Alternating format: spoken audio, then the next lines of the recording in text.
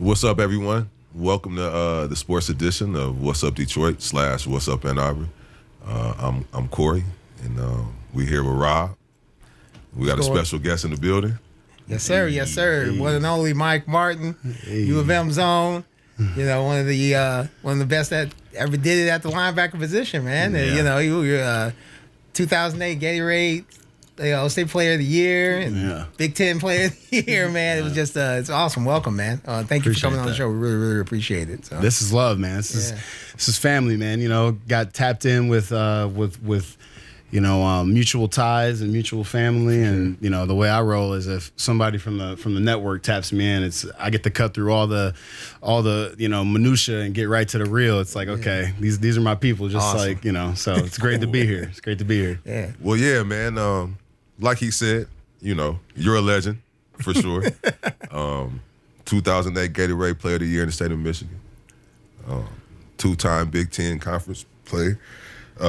Recognized as 2 times Big Ten Conference, back-to-back years, correct? Yep. I want to know, how does your success on the football field, how does that translate in the business world and what you're doing right now? Love that question. So I talked to a lot of my young folks about that. I talked to a lot of people that are older than me about that, because I get introduced and get welcomed to speak to people at different companies and different gatherings, and it's something in sports that teaches you one of these things, that it's not about you. And I mentioned that before we got talking about my kiddos and my family and stuff. Right. But ironically, when you play a team sport, especially like football, it is not about you. It's about the 10 other guys that are on that field that are executing their job. So you can't be selfish and just, go rogue and not be in your A gap when you're supposed to be in the A gap. Now, I had a coach when I played for the Tennessee Titans. Shout out to Tracy Rocker, man. This dude, so he was SEC Player of the Year coming out of Auburn, out of his year. Mm-hmm. Was drafted, played in the league, had his knee blown out. It was, got into coaching. So we'd be in the film room, and he liked to ask real, questions that you already knew the answer to. It's like, all right. So he'd be like, Mike, what gap are you in right here? You're like, Coach, I'm in the B gap. He said, okay, you in the B gap. So this play, isn't the nose supposed to be in the A gap in this play, Mike? Yeah, Coach. Yep. So why are you in the B gap? You don't know. but then we do the walkthrough, and then we practice it all week. Why don't you don't know? Right. Yeah, Coach, I got you. Oh, you got me. So wait, hold on. I got to ask you a question. Do they pay you two paychecks? I'm like, no, Coach. He's like, I need to know, because if your agent is better than mine, I'm gonna fire my guy and get your guy. Because if you're getting 2 paychecks, this makes sense, because if you in the B gap, that's where the linebacker's supposed to be, and you got to be in the A gap. But if they're paying you 2 paychecks, hey, it's all good. And I'm like, no, Coach. He's like, okay, well, if you're not getting paid 2 paychecks, then why are you doing 2 jobs? And I never forgot that. And Wow. it's one of those things that, like, stay in your lane, knowing that the machine is going to work if everyone is committed to, what the goal and what the task at hand is, right? And in business, you cannot do it all. You can't be the HR director. You cannot be the CFO. You can't be the CEO. You can't be the president. You can't be the logistics manager. You can't be the sales manager, all in the same business. Mm-hmm. Now, if you're just starting out and you're selling T-shirts, go get it. You can do it all. But when you start scaling and you start building a real business and you have some revenue flowing, you have to delegate. And the thing that football really taught me was that, one, it's easy to let me down if I'm not feeling good, right? But if I always remember, it's not about me, it's about everyone else around me, be it my teammates, my business partner, my family. If I'm not feeling good, I still got to do my job, because they're counting on me. Right. And being that way in business, you'll have a ton of success, because so many people, are mouthpieces, right? Right. I got right, and they don't show up. They don't make the phone call that they said they were going to do, or send the email, and it slips through the cracks. Well, I can't do business with someone like that. I can't count on you. Right. So if you just say and you do what you say you're gonna do, you follow through, you make the calls, you do the blocking and tackling, as I like to call it, you will be successful, because 95% of people, they can't even do that. You know, they have great intentions, but it falls through. So in football and in business, those are kind of the things that mesh, and, you know, you just go out there and get it. For sure. Yeah. For sure. I like that. I want to bring back what I said about you being all conference and stuff 2 times. I think I read where it said that the media and the coaches picked you your senior year, but then I think the media left you out. Yep. Your junior year. Man, you reminded me. Yeah. And I'm like, about that, yeah. it made me Pull the mic closer. Right. another reason I don't like the media, man. I'm just saying. I know, right? So for you personally, right? If you had to pick, because you did a lot of football, bro. Yep. I even go back to high school. You did a lot. You've been a 2-time shot put champion. You've been a 2-time state wrestling champion. And that had nothing to do with football. Never mind your football accolades. Yeah. Those things alone, like, you're a very, very successful athlete, bro. Yeah. But if you had to pick, though, between your success in business and your success on the football field, no. That's not the question. The question is, what's more fun? You know, fun is a relative thing.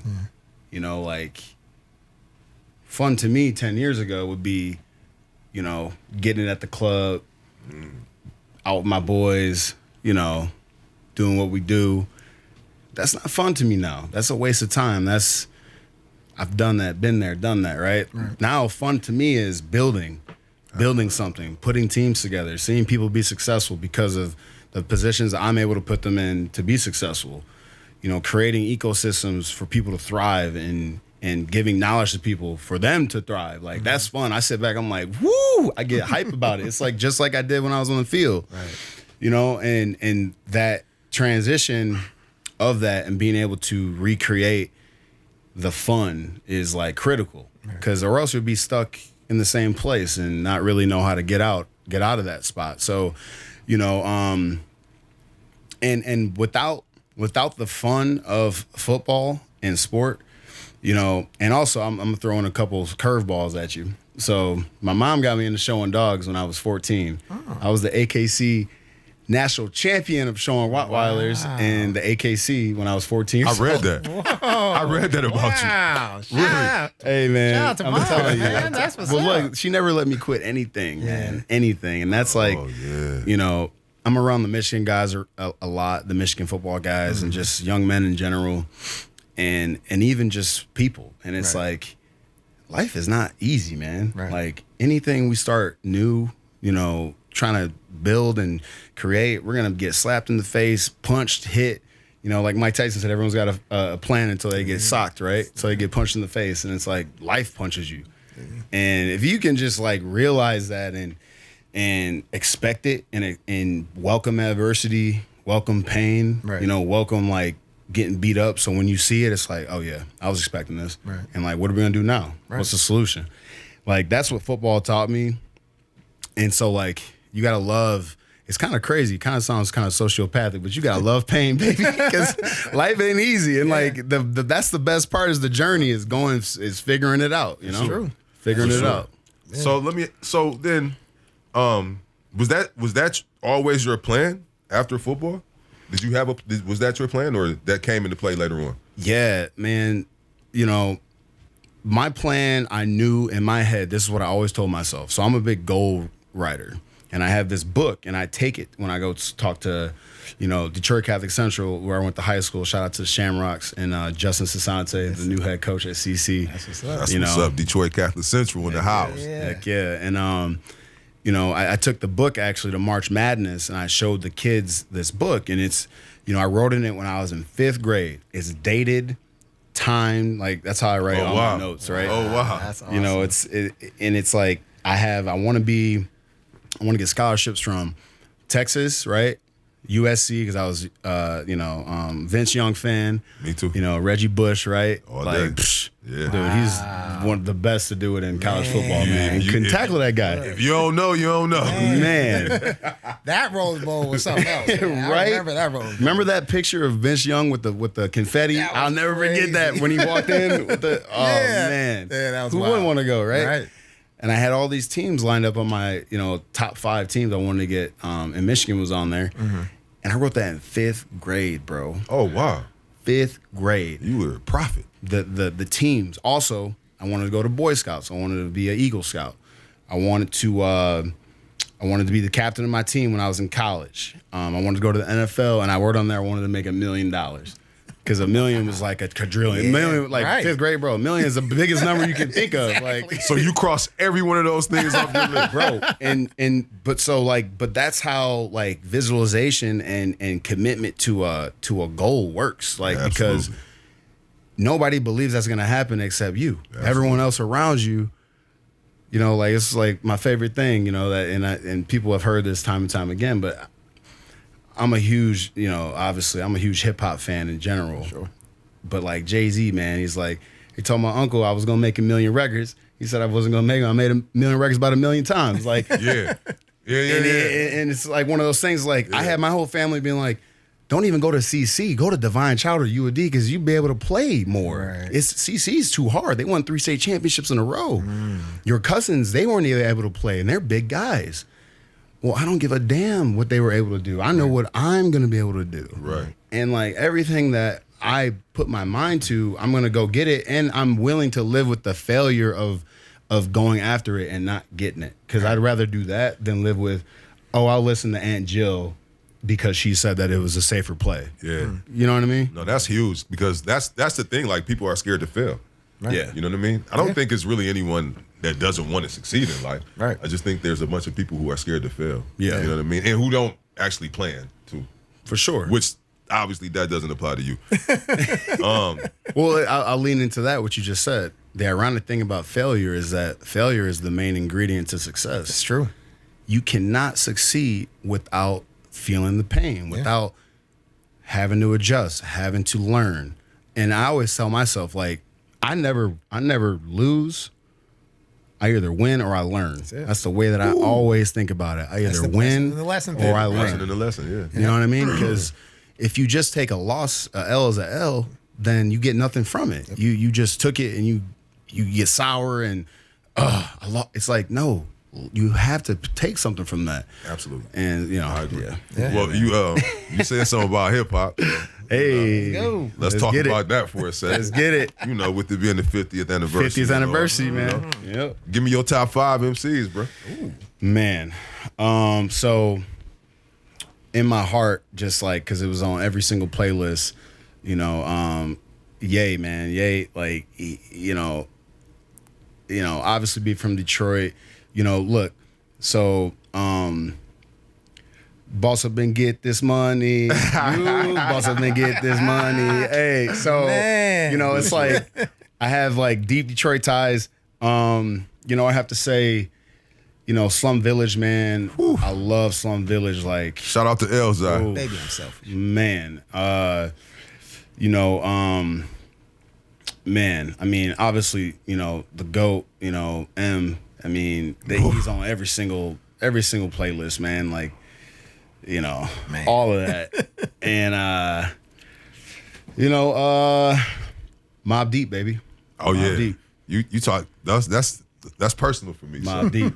Yeah. That's personal for me. Yeah. For sure. I had to dig in my crate for a second because it's like such a hard thing to piece together. It's like I'm talking from an athlete standpoint. Like, man, like Shook Ones was before I walked out of the tunnel, bro. I'm listening to Shook Ones and I'm yelling at my coaches, bro. I'm like damn near hitting my head on the locker room. Like, halfway crooks. let's go, Man.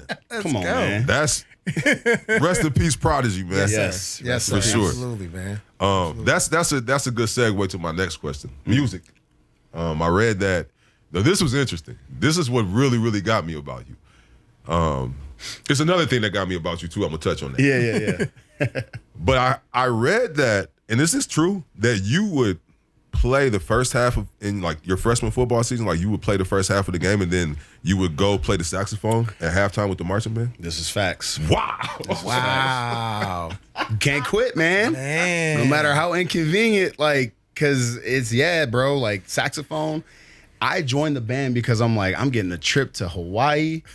Catholic Central, they were going to Hawaii. So when you show up as a freshman, it's like, hey, what are you interested on? And like put your name on this list and come check it out. Yeah. It's not a commitment. Like, so it's just like, I'm coming to check it out. So I put my name on the band because they had this whole banner up, like, we're going to Hawaii. I'm like, yeah. I mean, what, there's no downside to this. Like, I'm just gonna think, you know what I mean? Like at the most, I'm gonna play the cymbals, the triangle, like something. I'm gonna carry some, I don't want to cuss. I don't know what the situation is. But I'm gonna carry some stuff. Right. Whatever it takes, man. And I show up and they're like, we got the clarinet and the saxophone. Oh, that's an easy choice then at that point. Yes, but I'm like, I'm gonna have to work. I'm gonna have to work it because I don't know how to play anything, dude. The most I've ever played at that point was a recorder. Oh, for sure. A hot cross bunch. Yeah. And I go home, and my mom, she remembered it. She's like, honey, how was school? How was school? I'm like, oh, it was good. She's like, oh, I remember. Didn't you put your name on the band list to like join band? I was like, no, Mom, it was a list to like check out band to see if you wanted to join. She was like, no. You put your name on the list. Man. I'm like, Mom, I understand what you're saying, but the list wasn't to join. It was to check it out. She's like, no, whenever you put your name on something, you follow. I'm like, you taking this way too seriously. She's like, so what? I'm like, Mom, they only have clarinet and saxophone, and I don't. She's like, well, which one you want to play? I'm like, neither. She's like, pick one.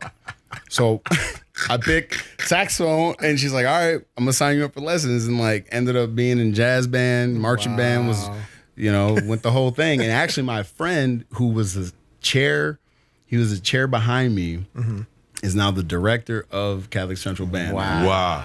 I saw him at the Dearborn game, and he was like, Mike, he's like, bro, I run the band for CC now. I'm like, crazy. Man, you don't know what the hell you doing. That's crazy, Oh my goodness, man. That is phenomenal stuff, man. Oh, man. So okay, so the other thing I want to talk to you about, right? Yeah. This is what messed me up. So I'm reading about you, and then they're talking about you and another teammate of yours at the U. They named you to ESPN's Weight Room Warriors. Yeah. Yep. All right. So I gotta know. Yeah. You can squat 700 pounds? Oh yeah. Hey, not anymore though, man. I got the knee. I'm on disability through the NFL now, so I've done my time. But yes, and I have recorded evidence of it. I have recorded evidence. That's insane. Yeah, and I did that after practice with knee braces on after a training camp practice. I was with Mike Barwis was our strength coach. He's now got a gym down in Deerfield. He trains, Brandon Graham. Okay. Crockett, shout to Crockett. Okay. Draymond Green. Okay. He was training Deshaun Jackson. Like, wow. All the homies, right? Right. And he was my coach, and this dude is out of his mind. But I love him because he will not let you fail. Like, he will, but he'll make sure you die first before you fail. So, he makes you better, man. And man's man. Like, let's go. And he's just like, man, I ran a 4.8. I ran a 4.87 at 315 pounds at the combine. I read that. Benched 39 times on 215 or 225. Should have been more. We need to fire the people at Wikipedia. They said you did it 36 times. Liars. And here's the thing. Ohio State, the head strength coach was counting it that day and shorted me on 4 reps. The first 4 I did, he was like, short, got in my head. And like, I still ended up, busting out what I did. But I should have been in the 40s. Wow. Man. Everybody so you knows were in the 40s. Nobody does this like, everyone's like, right. Anyway. You were in the 40s. Man. Yeah, factual. Yeah. Factual. You know what happened. But what I'm saying is, and he and I spoke on this before off camera. We talked about it earlier. I said the fact that this dude has a 33-inch vertical and he was like 300-something pounds. Mind, I'm like, that's the same thing as when somebody like 200 that has like a 40-inch. It's the same thing, dude. I was on some freak stuff, man. Like, and Barwis got me right. I mean, man, look, my mom is from my grandpa's from Ireland. My mom's last name is O'Hara. My dad is black, bro. my dad looks just like me. Like literally, like if he was here, he's me, dark skin, bro, with the same neck. Like, and he doesn't work out. And Pops, what up? You don't work out. It's like, hey, Black and Miles, and where my drink at? Oh my goodness! And it's like people are like, man, what's your dad do for work? I'm like, man, he don't do nothing. It's genetic, you know. But like, you know, you got to work at it too. But it's crazy how we look so alike, man. Our necks and our head and our hands, it's crazy. And now my son looks just like me too. So, Here he comes. Needless to say, he's gonna be wrestling too, bro. Hey, you know what? And that's funny you mentioned that. I just want to get him in front of everything, right? You know, because people have asked me like, "What do you like?" And I'm like, "Yeah, of course I love football. Like it is who." And he's gonna see what Dad did. And you know, I went to University of Michigan a couple weeks ago, and I took a friend of mine through there, and I got my name on the board. You know, I was the best D lineman for 3 years in a row, and I took my son, I picked him up, and he's like, he saw my name. He's like, Dada, wow, and that. It's like, that's awesome. Like, I don't care about being on the wall, right. Like, but when my son was like recognizing, he's like, that's my dada. Right. Like, beautiful. man, that's awesome. I damn near, like, I was low key crying. Like, I'm like, man. He was like, and then he hugged me. I'm like, man, boy, you better stop. Right. You're going to give me crying. Yeah, that's awesome. That's, you know, he's going to see what Dad did. And if he wants to lean into that, let's get it, you know? Yeah. I mean, the thing about genetics, though, because obviously you have a beautiful mind, too, right? Yeah. So the thing about genetics is, like, you know, our kids might not ever play sports. He might go to the best business school ever. Right. I mean, and Stephen Ross. Yeah, it is. You know, so that's the thing about that. Yeah. So what I was interested in also was, and he and I were speaking about this too, about how you went in the third round, which to me, when I saw that where you placed on the. That's yeah. Well, I feel like that. Anyway, I know you know. You were way. This is the thing about that. You were way better in the third round. Yeah. However, there are so many rounds and so many picks in the NFL draft. That's true. The third round is kind of high. Yeah, a little bit. Not for as skilled as you were though, but it's still kind of high. But what was odd to me was that out of all the defensive linemen, like out of all 6 categories in the combine, like you were like 1, 2, or 3 in every 6. I know. That's the craziest thing ever, bro. I know, man. You know, and it plays into like my story of my life, which is always having to come into the room or the situation or the opportunity with a chip on my shoulder. Like, I've never been the guy that is like, you know, I've always, you know, did what I had to do and been, you know, I'm here. You're gonna have to deal with me. Right. But like, whether it be, you know, in sports, you know, undersized, you know, team wasn't that great, you know, Rich Rob had to go through all that. And, you know, I am the epitome of those who stay, because when we were my freshman year, we had 24 guys in our class. And by the time we graduated, we had less than 10. Wow. And, you know, guys transferred, they quit. We had a couple guys quit football because they're like, this ain't for me. Wow. We had one guy, Sam McGuffey. Yeah, from Texas. Yeah, I remember him. He came in backflipping out of high school, you know, played against Notre Dame, got mollywopped a couple times. I love you, bro. But, you know, it all happened. I was with you on the sideline. And my man didn't know where he was at. And he was like, let me go back to Rice, and then let me go, you know, bobsled. He was on the USA bobsled team. He ended up winning a medal. He ended up winning. He did. Wow. He did. Love. Exactly, bro. I always wondered what happened to Sam. man. Shout out to Sam, bro. That's my dude. That's what's up. And I would have transferred too, man. If my head was getting hit like that, like I'm out too. So let's talk about that for a minute, because I read where you had committed because of Lloyd Carr, correct? Yeah.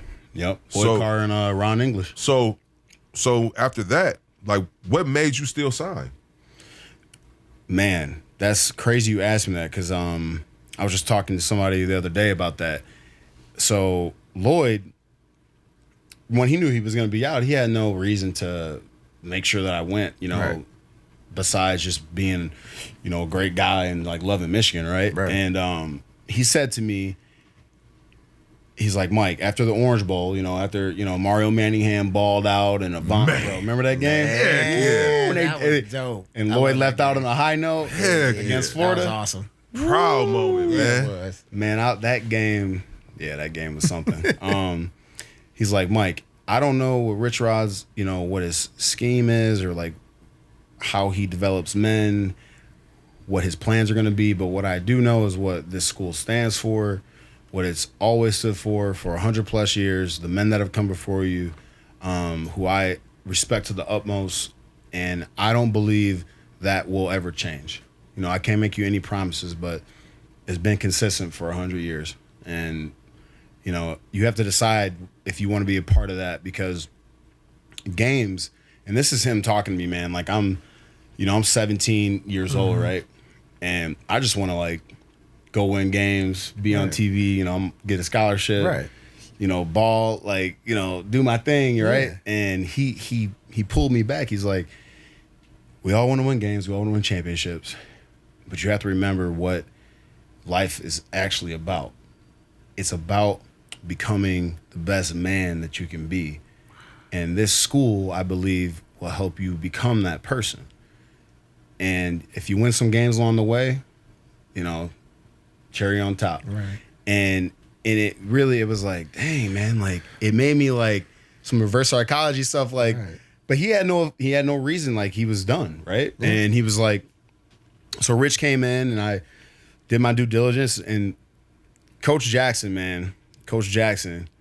was, he recruited me hard, and running backs, he coached Mike Hart, and Coach Jay. Shout out to Coach Jay, man. That dude is a recruiting legend. He can get anybody. What, Coach Jackson? Thank you, brother. He cares about you. And he loves you. He's gonna kick it to you real. For real, okay. So where would you have gone? Man, I was like this close to going to Notre Dame. Really? This guy. Bro. Wow. Man. Okay. Because look, check this out. So growing up Catholic, right? Going to Catholic Central, the priests, everyone, and Rudy and all that. Like I love that movie growing up. I'm like, damn, and yeah, like Charlie Weiss was there though, and he just dropped the ball, to be honest. Yeah. Just dropped the ball, and it's kind of crazy because they offered me a scholarship like in my senior year, but I had already kind of positioned myself to where I was going to go. Okay. And they had this guy, Omar Hunter, out of Miami, and he had initially committed to Notre Dame, but went on a visit somewhere, and Weiss pulled his scholarship away. And earlier in my high school career, when I was at CC, when I was a sophomore, I went to Notre Dame, balled out, and Charlie told me that he loved me, he loved the way I played, but he thought I was going to be too undersized. Like, basically just burned the bridge. Wow. Yeah. Gave me a great chip, though. Like, literally was like, gave me a gift. At the moment, it shattered me. I was like, because, when you get called up, so Jappy Oliver was a D-line coach at that time. This dude reminded me of, like, Denzel Washington out of Training Day. Man. Wow. He had that swag. He was like, hey, man, you want to go play D-line at Notre Dame, man? Like he just like, damn, bro. I'm going to do something else while I'm here. Like, he had this swagger about him. He's like, hey, Coach Weiss want to talk to you. I'm like, yes. Right. Like, I'm about to get the call up. Right. Like, and he literally, like, wanted to talk to me to, like, give me a pat on the ass and say, great job, but, we just don't think that you are going to be big enough to, like, play at a high level, blah, blah, blah. That's crazy. Right? Right. And then my senior year, he pulls his Super Bowl ring off. He comes in with Jappy Oliver. This is, like, 10 minutes before Coach Rich Rod came into my school. So, like, they both went to the Detroit Medical Center where my mom works still to this day. So they went to her, and then she's like, you got to go ask my son. Like, I'm not making the decision. Right. And then Rich Rod came, like, they literally were following each other. It was crazy. It was the same day. My mom's on the 10th floor of the hemodialysis unit right here in Detroit. And, like, they're like, Teresa, you have some visitors. It's Coach Charlie Weiss and they, Mrs. Martin. And blah, blah, blah. She's like, yeah, go talk to my son. And then Coach Rod came in, and she was like, told him the same thing. Like, you got to go talk to my son. It's like, man. And they come through, and he takes his Super Bowl ring off, and he takes out a lot of money out of his pocket, bro. He pulled, like, no BS. Bam. And then slid it over to me on the table. And I'm sitting in the coach's office, and Cat, and I wish I would have took that money, because he wouldn't be able to say anything. Like, well, why'd you take the money out? I should have took the money, man. I know, right? I'm not a part of the NCAA anymore. I can talk. Right. But he did it, and he was like, if you come to Michigan or if you come to Notre Dame, I promise this ring and all this money that you will commit, and you'll have a great, you know, career, and I'll get you to the NFL and blah, blah, blah. And he's going through his Rolodex and, you know, talking about everyone that he's coached. And it's like, Coach, I appreciate you spending the time, let him give a spiel. And I was like, but, you know, I don't know if you remember, I was at the camp, blah, blah, blah, but you gave me a great gift, but I'm going to have to, you know, decline. And he's like, are you sure? I'm like, I appreciate you. And then Rich Rod walked in like 10 minutes, like as they were walking out. And man, I was like, my heart was racing. I'm like, I just told Notre Dame to like kick rocks. Right. But it felt so good because I knew where my principles were. You know what I mean? I knew what I wanted. And, you know, once you make a choice, you got to be definitive about it. Absolutely. You know? So what the thing about those times, you know, us being from Ann Arbor, man, it's like, yo, Michigan football, if you've ever been to Ann Arbor, then you know. Michigan football is absolutely, positively the biggest thing in town. And not just even on game day. I mean, getting ready for game day. Yeah. It's the biggest thing in town. During those days, on offense, we had a quarterback, Denard Robinson, who was that's my guy. Not only was he electric, he was a rock star. Shout out Shoelace, baby. But this is the thing about that. You were as important on defense as he was on offense. No question. So you were, no pun intended, you were the Denard Robinson of the defense. Yeah. How did it feel being on a team with a player like that got that much notoriety? You know, being his teammate at the time, the best thing about being his teammate was that you knew you always had a chance to win the game. You always had a chance, and you always kept the faith because you knew he had this ability to just make things happen that nobody else can make happen. Right. You know, and factual. And the thing that will always pop out in my mind, I was on the field standing next to this man for the you know, the first game of the year for Michigan and ECU, and I'm standing there and I got the picture on my phone, and I'm like, I come up next to him, I'm like, man, remember, bro, against Notre Dame, and he was on the field, and Rory caught the pass right here, and he's like, Mike, he's like, man, I'm like, bro, I was so scared on the sideline, but I knew you was gonna get it done. I was best games ever, standing, man. I'm like, he gonna get it done. I was talking to Ryan Van Berger. I'm like, bro, he gonna get it, but I wasn't looking. I'm like, he gonna get it done. He gonna get it done. And it was like, the crowd erupted, and it felt like my heart was shaking. It was like the feeling, man, you could not pay for, like, you can't recreate that. It was just amazing. Yeah. And Roy went up and got that ball, man. That was one of the most unbelievable games I ever saw, man. Let's touch on that though. Like, because I always tell people, man, like, whatever you want out of life, like, people always aspire to have things that celebrities have, right? Yeah. So, like, if you want to drive a Ferrari truck, if you work hard enough, right, and sell your money and your credit is good, you can go get you a Ferrari truck. Right. If you want to live in this $15 million house, you can go do that, bro. Go get it. Yeah. You know what I mean?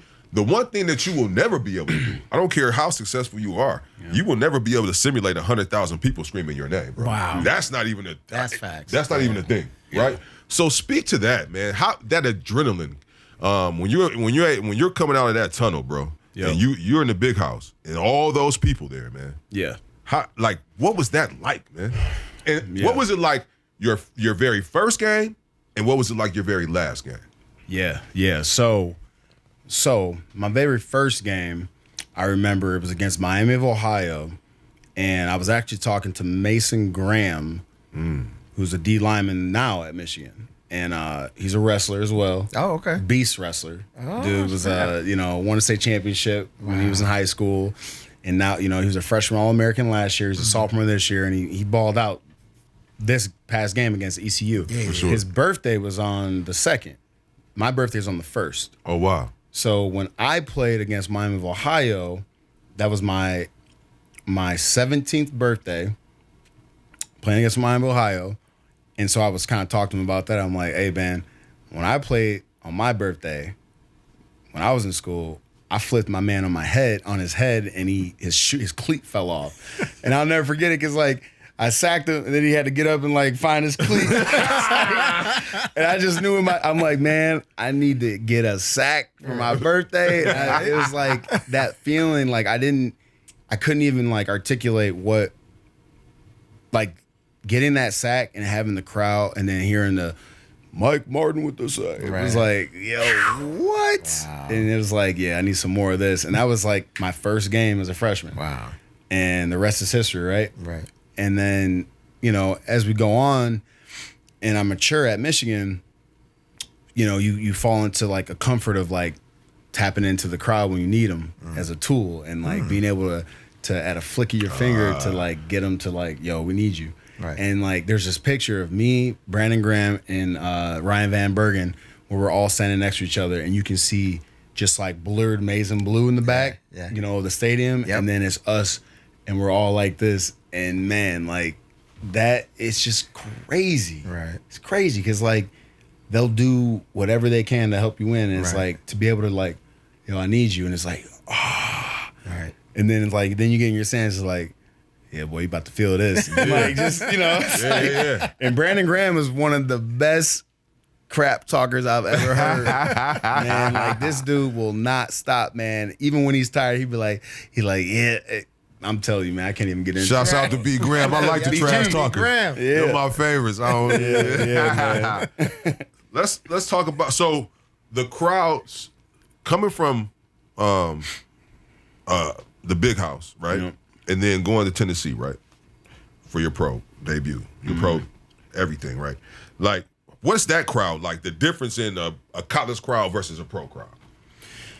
You know, the college crowd is like very emotionally tied into like the success of the team. You know, and the pros, people are like, yes, you have that, but like a lot of them are just there for like the entertainment or like, you know, the vibe, whatever it is, right? They have all their different reasons. And in Tennessee, they really loved country music. And not actually, let me rewind that. They love music. People take Tennessee or Nashville as like just country. Nashville has way more depth than just country. Right. Okay. I lived there for 4 years. Trust me, I know it. Blues, jazz. Oh, absolutely. Man, Rich in history. Oh my gosh, man. I lived off of Church Street, downtown, a block off of Broadway, from Printer's Alley, and there's this jazz bar that's still there today. It's like being in New Orleans, bro. Like they bring in people that have this sick talent, man. It's like, woo. So Nashville isn't just country, but that being said, people love music in Nashville, and like sports were kind of like secondary. And I remember just going first time I went to Tennessee, I'm like, damn, man, they ain't got no love for us. Like, what's up? But it's like you're there for a different reason. Like, this is your job now. We're paying you. You have a responsibility to the organization to, you know, to show up and do your job, you know, because we are paying you. But here's the thing. When I moved from Tennessee to Philly, and this was the Super Bowl year for Philadelphia, the feeling that I got in that locker room when I came from Tennessee, and this is before Tennessee made their changes and adjustments, because rest in peace to Bud, who owned the team, there were some changes, and you know, we had Mike Munchak, we had Ken Wisenhunt, and we had Ken Malarkey as our head coaches. Then we also had Dick LeBeau as D coordinator, Greg Williams, famous, and oh man, you know what? I'm blanking, but I've had so many coaches. You get the point. The fact that I've been like, and then you think about me at Michigan, and then me, so like Greg Madison, Mallory, and then Greg Robinson. I had 3 D coordinators at Michigan, and then I had 3 in the league. Wow. So if you would have said to anyone that, hey, he's gonna play at a top 5 school, and then he's gonna get drafted to the NFL, but in an 8-year period of football, he's gonna have 6 D coordinators and 5 head coaches. Wow, that's crazy. That's a lot of turnover. Yeah. But that's a lot of turnover. But anyway, going to Philly, it was like it's like, man, these fans, they care. Right. Like in the media. So in Nashville, there was like 5 news crews and, you know, a handful of local people in the locker room after every practice. That's it. Man, in Philadelphia, you couldn't walk in the locker room. Wow. It was like you were at the Super Bowl like every day. Wow. Because like Philadelphia, you know, Patriots, you know, these markets that have these different eyeballs. You know, you didn't really see the Titans on the news, you know, in ESPN until like Derrick Henry, you know, they started balling. Yeah. But, you know. When Steve McNair got killed. Kind of right. Stuff. Yeah. So those different markets, man. The New York football Giants. The Giants, the Jets, right? I mean, look at the Cowboys. Dallas, Dallas can stink it up, and they still going to be on ESPN like the top story. Like, it's just what it is. You know what I mean? So you were in Philly that Super Bowl year. What was that like? That locker room like with T.O. and Donovan McNabb, bro? Well, man, being with on our defense, Malcolm Jenkins, he's Ohio State boy, but when you get to the league, it's all for one for all. Right. And Jenkins, man, Doug Peterson was our head coach. Jeff Schwartz was our D coordinator, who I loved. That dude, man. I hope he gets another. So he's in Cleveland now as the D coordinator. Okay. I hope he gets another head coaching shot because that dude knows he coaches his ass off. Okay. And Brandon Graham, Fletcher Cox, Connor Barwin, up there at the D line. We had such a stacked squad, but the reason why I knew that team was going to be successful is because the leadership that it had. The leadership from the vets that ran that team, it wasn't coach driven. Any great team I've been on has never won because of the coaches. Right. It's always been because the leaders, whether it be in college or seniors. When I was a senior captain of my team, Brady Hoke said, if I have to drive the messaging of this team, we will not be successful. So when he walked in and said, hey, Denard, Mike Martin, David Molk, and Kevin Koger. Kevin now is the offensive line coach for the LA Rams. Okay. Killing it. Good for him. And then obviously we know Denard's now back in Ann Arbor. Yeah. Working in recruiting. And I'm trying to help him as much as possible and help the program. Coach Hoke said to us, what do you guys want? And we looking at him like, what do you mean? Like, we want to win. He's like, no, what do you want to achieve as a team? And we're like, Big Ten championship. So he took us through this exercise. He's like, okay, well, now go tell your teammates.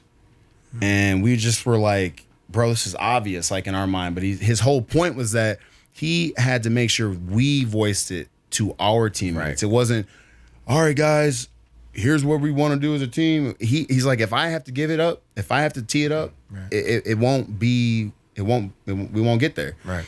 And in the NFL, man, Coach Schwartz, he would say, and we'd be in our team defensive room, he'd be like, what do we need to work on, guys? Like, what do we need to work on? Red zone, third down.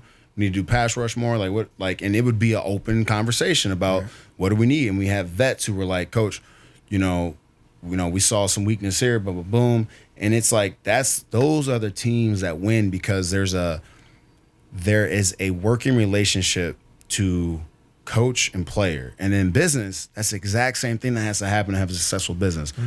From CEO down to CFO, down to, GM of the factory to my man working the line.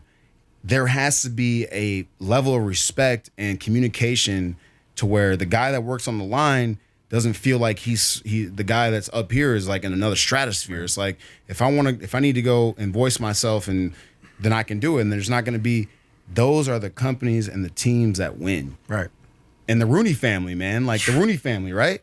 This guy is a quadrillion billionaire. Right. He goes to all the Michigan Pro Days. When Coach Tomlin recruited me, and they wanted to get me, Coach Rooney was there, or Mr. Rooney and Coach Tomlin were there, and they sat with me and my mom for an hour, and we talked life for 55 of those 60 minutes.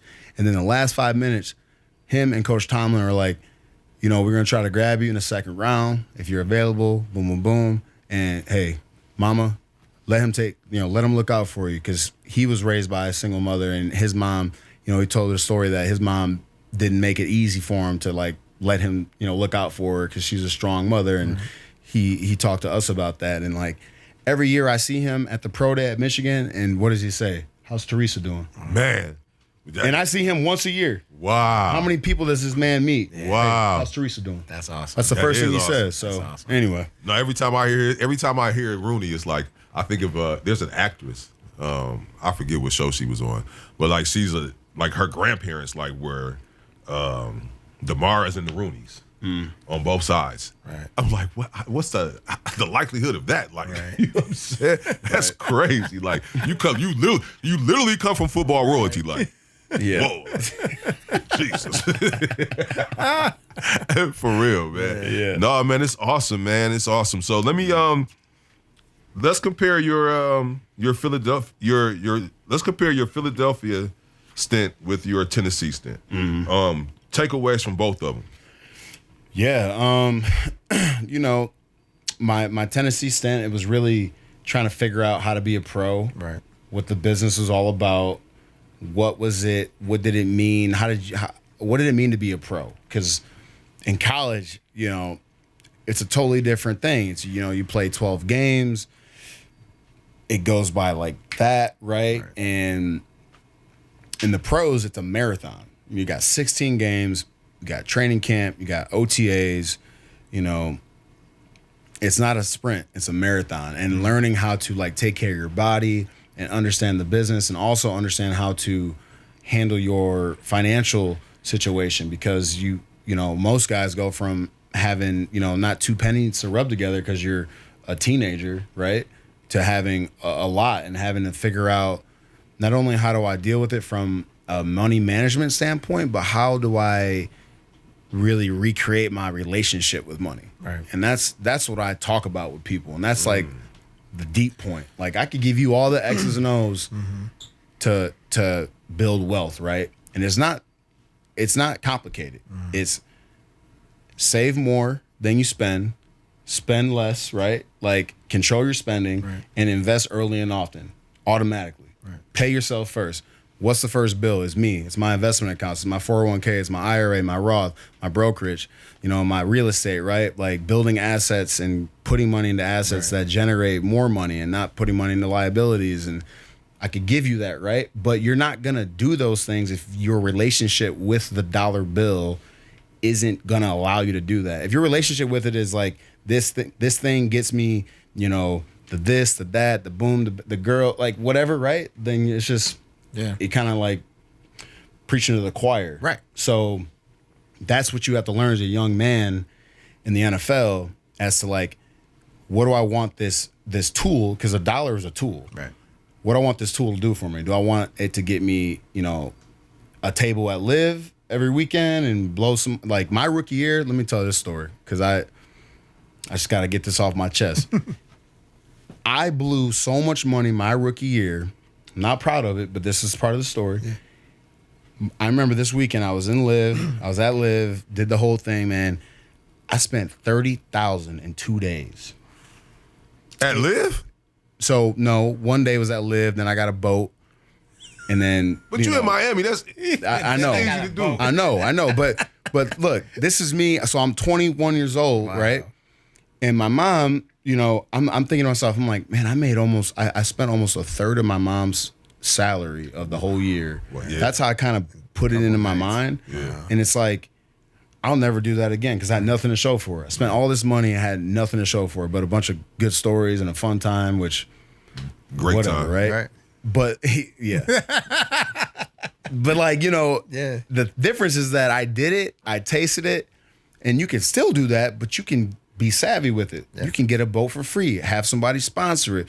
You know, plug your leverage your platform. Right. You can go to Live and have somebody else pony up and be like, "Yo, I'm gonna get you some tick." Like you can, but like it doesn't have to be your money. Right. You can be creative and savvy with it. But being a young man, you have to learn these things. Yeah. And you know, you figure it out. And I never did it again. But some guys, they do it and they do it and they do it, and then they're like, man, I just blew through, you know, 5 M's. Got nothing to show for it. So you got to know that was the biggest part. And I know you asked me the difference between Tennessee and Philly, but that was the biggest part because if maturity. The maturity. If you don't learn how to handle your business, right, the football field can get really messied up real quick because if you're stressed about money and all the stuff off the field, you won't be able to function on the field. Right. But when we got to Philly, I knew we were getting that ring, man. It was something special. That's awesome.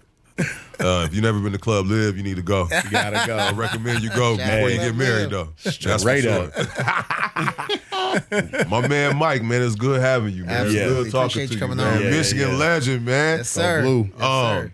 My last question though, have you and Blake Griffin, y'all ever been in the same room at the same time? Bro, that's hilarious. Yo, no, because we have. And yo, check this out. Oh my God, it's so funny. So I was actually with Mikey, Shout out to Mikey Eck. And we were down on the field at Michigan together. This was like 3 years ago before COVID. And Blake was there. And I'm like, what up, man? And we take a picture with Mikey Jr. and we go up to the suite. And somebody made a comment, and like we were both standing at each other, and we were both like, ah, and like just started laughing, man. Like, I don't see it. I don't even know. But like it was funny, man. Yeah. Both of y'all got them hops though. So Hey, man, I was jump out the gym kind man, of brothers. if I was 6'6", whatever he is, what is he? 6'6"? About 6'7", I think. He's 6'8". Is he 6'8"? Man, I'd be a He got shoulders too. first round all day. Yeah. Could you imagine being 315, 6'7"? Oh, like, Lord. bro. That's scary. I mean, that's called.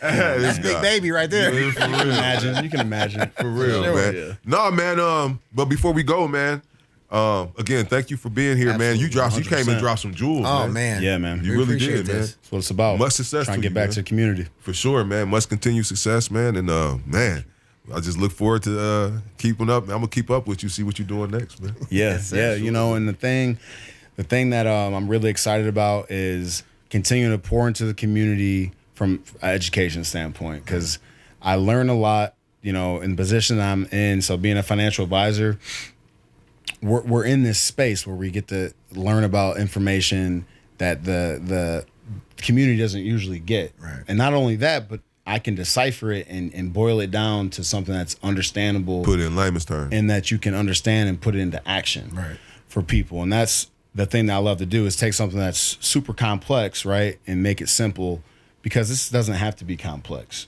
Right. People in the space like to create it as complex because it gives them some sort of job security, in my opinion.